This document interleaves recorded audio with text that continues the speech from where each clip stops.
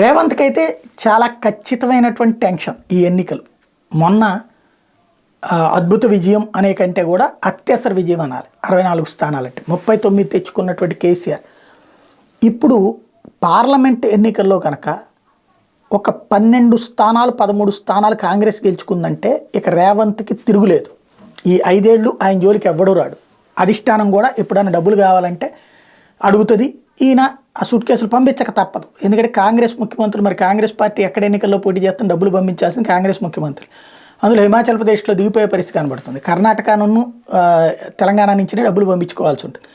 కప్పం కడతా ఉంటే పని జరిగిపోతూ ఉంటుంది. ఈయన జోలికి రారు అప్పుడు. ఎందుకంటే ఇంకొకళ్ళు వచ్చి అట్లా సంపాదించి పెట్టడం అసాధ్యం కాబట్టి, మళ్ళీ కొత్తగా సెట్ అవ్వాలంటే టైం పడుతుంది కాబట్టి. అయితే ఇక్కడ కాంగ్రెస్ ఆ సిచ్యుయేషన్లో కావాలి. అదే కనుక ఒక 4, 5 స్థానాలు కనుక గెలుచుకుంటే, క్రిందసారి 3 కంటే కూడా ఎక్కువ తెచ్చుకున్నానని చెప్పుకున్నా అక్కడ ఉండదు. వెంటనే ఇప్పటిదాకా మొన్నటిదాకా అతన్ని వ్యతిరేకించినటువంటి ఉత్తములు, బట్టిలు వీళ్ళందరూ ఇక అధిష్టానం మీద ఒత్తిడి తీసుకొచ్చే ప్రయత్నం చేస్తారు. రేవంత్ని పక్కన పెట్టించే ప్రయత్నం చేస్తారు. అందుకే రేవంత్ కూడా తెలివిగానే కనీసం ఓ 30-40 మంది ఎమ్మెల్యేలు తన చెప్పు చేతల్లో ఉండేటట్టు చేసుకుంటున్నారు.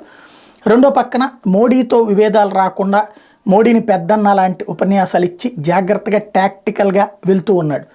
ఏం జరుగుతుందనేది రేపటి పార్లమెంట్ ఎన్నికల రిజల్ట్ తర్వాత రేవంత్ భవితవ్యం తేలుతుంది.